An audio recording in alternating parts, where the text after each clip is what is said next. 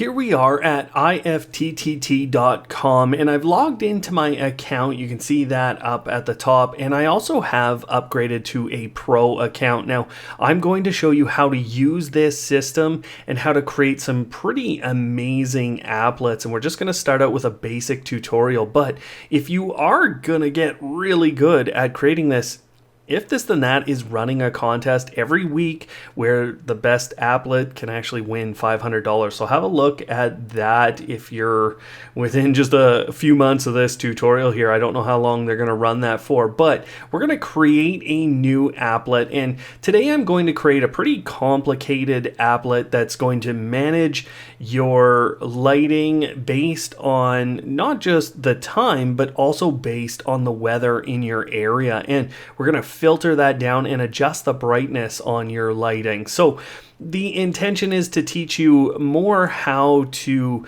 use the system than it is to create that specific applet, but you're also going to get that applet. Now, the first thing we're going to do is choose the trigger service, and I'm just going to start out by searching for the date and time, and then I'm going to trigger this at a specific time. Now, it's able to be chosen between these different 15-minute time slots. So I'm just going to choose right on the hour to create the trigger. So if every hour at the hour, then we want to take an action. Now I'm going to add here, you could really, it's whatever lighting system you have, but I'm going to use Philips Hue. I find them very responsive and I love the lights in a lot of situations. So I'm going to choose the dim lights, but what you need to understand about the new Pro service is that you could do two of these things at once, and you wouldn't be limited to Hue either. You could actually do Hue and your Smart Life lighting at the same time, or you could do something like blink the lights and then choose a scene. So you have a lot of different options for what you're doing, but today, just for the purposes of this basic demo, I'm going to choose my bedroom lights, and then I'm going to set the value to 50% brightness. We can go ahead and add those extra actions, and I'm going to add a second one, which is just a notification because I want to see what it's doing. And what I like about this is I don't actually have to worry about what this message is. I'm just going to hit create action, and I'll explain to you why that doesn't matter, because we're going to start the more complicated part of this process, which is to add queries and filters. Now, a query is checking on basically a set of data. So you can pull data from different services, different sources that you've connected to If This Then That, or you've used in the past. So I'm going to query the weather. We talked about getting the weather here, and the weather underground is what I have connected. You might have connected a different service, and I'm going to get the current weather.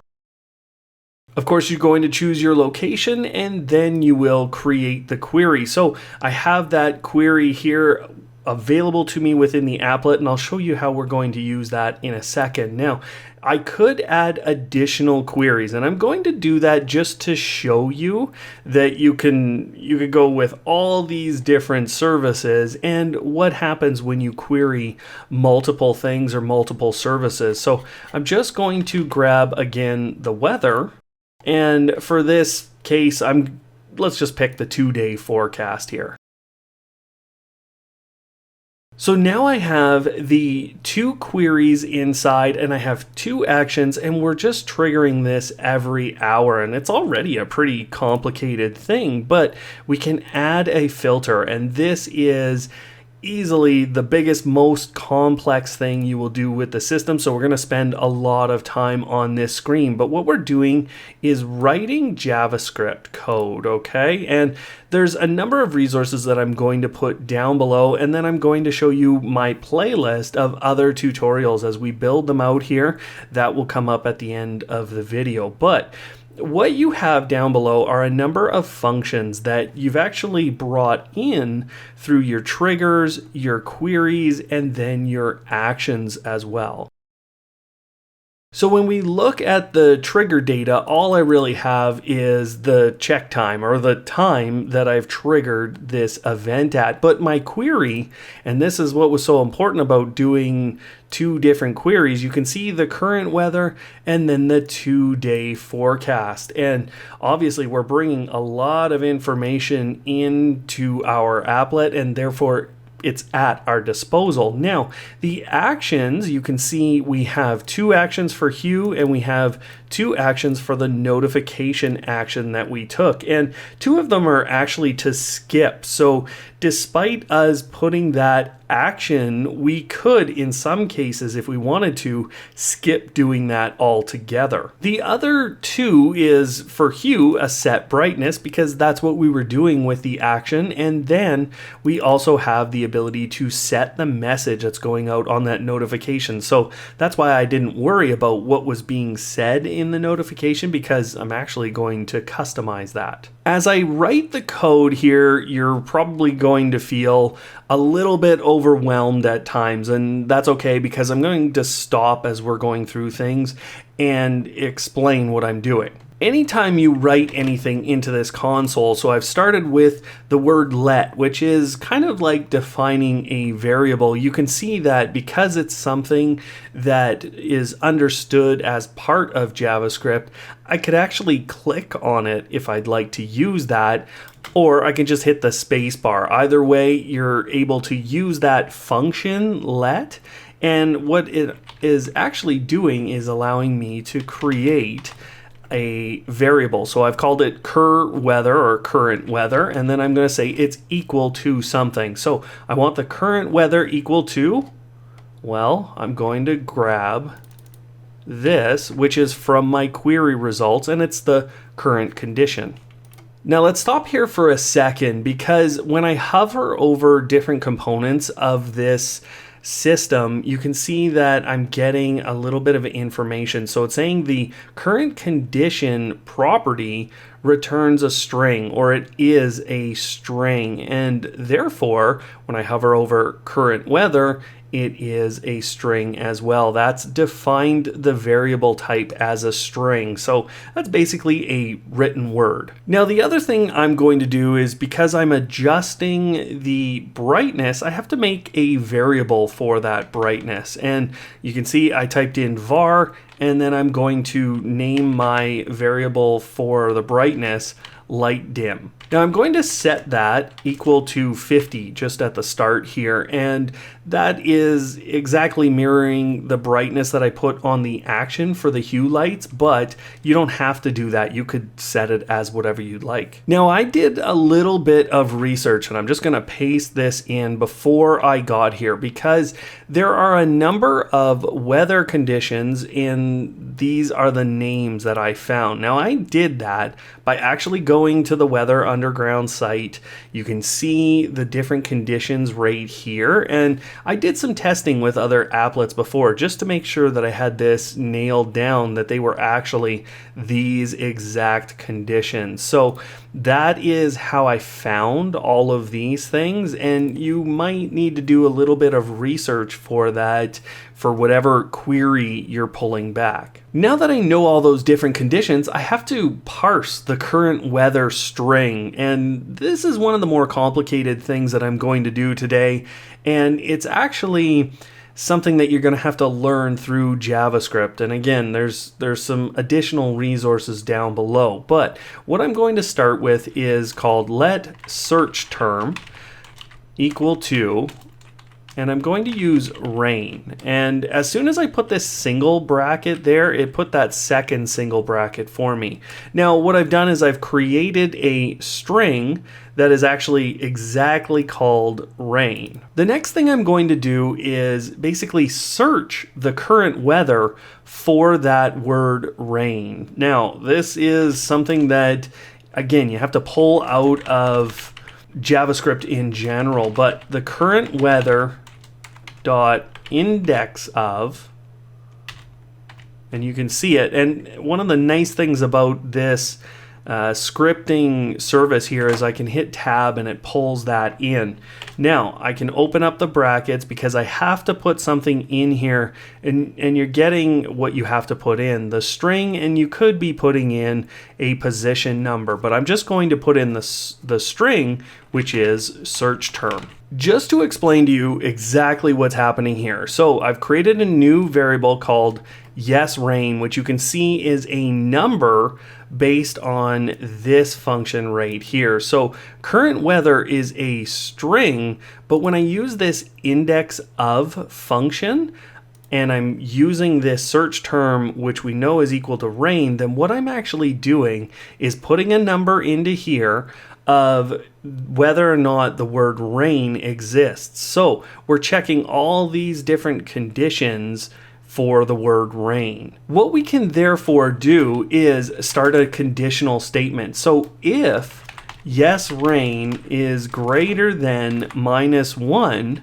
and I have to open those, we'll call them squiggly brackets, and anything I do inside of here happens when the yesRain is greater than -1, and I'll explain that in a second. But what I'm going to do is set light dim equal to 80 at that point. Now, what I'm saying is I want the brightness level at 80%, and we'll push that into the hue lights later on in the script. But I said I would explain this. Now, what this IndexOf function does is it returns wherever in the actual current weather string it finds that word. And so if it finds the word rain right at the start of the string, then what it would do is return 0. But if it doesn't find it at all, then it would return -1. Now, if it finds it after the word light, then it's actually going to return the number 6 because it found it starting at the 6th character. So I know that's a really complicated thing, and you might not need this kind of a function at all, but I wanted to explain that so you understood how we were actually creating this if statement. Now, I want to search for the other conditions and then modify my lighting level based on that. Now, search term has already been created, so I don't have to recreate that, but here's thunder, and then what I'm going to do is let yesThunder equal the same statement here, the current weather IndexOf search term. So now I have a yesRain and a yesThunder, and what I'm going to do, because the lighting level is probably going to be the same for those, is I'm going to combine them into this if statement. And you need this little conditional statement, and that's an or right there. And again, this is something you'd have to look up in JavaScript in general. But yesThunder, if yesThunder is greater than -1, then I still want to dim the lights to 80%. Let's keep going. So search term equals cloud, and because I'm using cloud and not cloudy, I'm going to be able to catch anything with cloud in the name, and it will actually recognize this word cloud. It's not worried about the Y at the end. So I would still catch all of these conditions with search term equal to cloud, and then I'm going to just copy and paste and call this yesCloud equals that again. The last one is fair, and I actually don't have to do this, but I'm going to do it just to be really thorough in my script. And so yes, fair equals the same thing. So now I have a bunch of these conditions, yesRain, yesThunder, and we know they'll be equal to -1 if they do not contain these terms in the actual current condition. So now we're able to create a larger if statement, or a set of if statements if we'd like. Once you've used the if statement, you can continue this kind of an if statement and use else if, and then you can do the same bracket and test another condition. So yes, cloud greater than -1. Well, then I want to set my light dim equal to 50, and you could set this obviously to other things. That's what I'm going to set my brightness at if it's a cloudy day.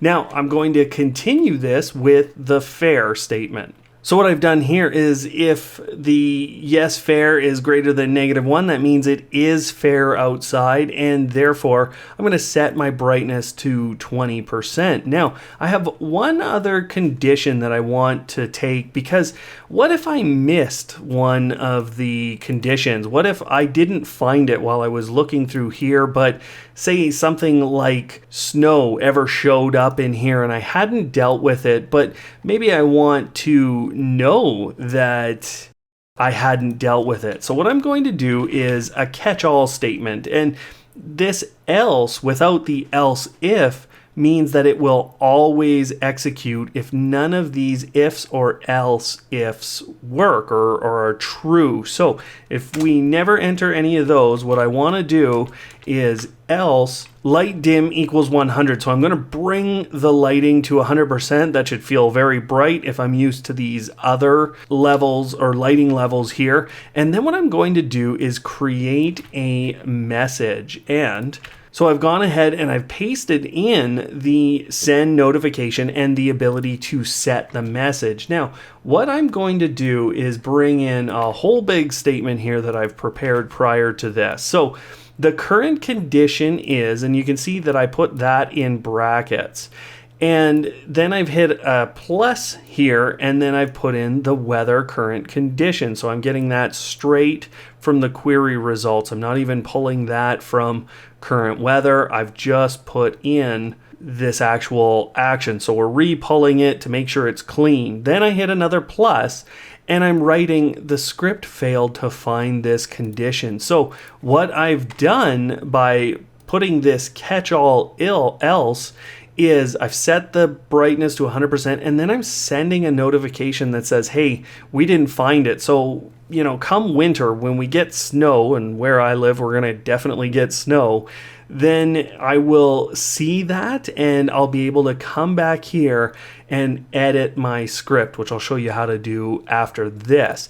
And everything within this bracket is contained within this catch-all else statement. Now, because we've dealt with all the different conditions, we've set our brightness, it is time to actually set the brightness for our hue lights. So what I'm going to do is I'm going to paste this in, and you see this little red squiggly line, that means you're not doing something you need to with this function. And what they're actually looking for is, of course, your parameter for how bright you want things to be. But again, I put in my light dim variable, which is a number, and you get this little bit of help, and I think this is important and why I wanted to show you this.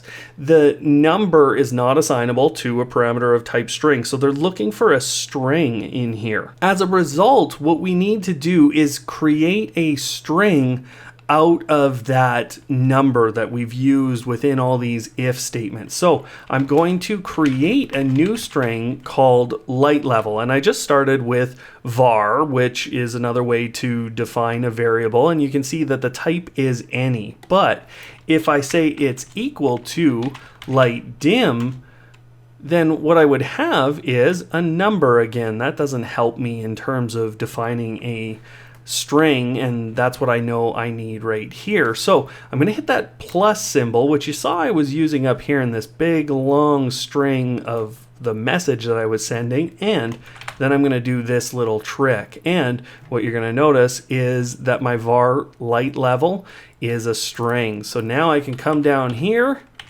and I can type in level, and everything is happy within this whole script at this point. We're not seeing any issues at all there. Just because I want to tidy everything up and I want to understand what's going on, I'm going to use this if notification, send notification, set message function again, which is this one down here, to send myself a message of what the current condition is And then you can see that I'm putting in that current condition, and then I'm saying I'm updating to this light level plus a percent sign at the end. So the string that I created plus that percent sign. Now at this point, I'm ready to hit the create filter button because I've done everything that I think I need to do.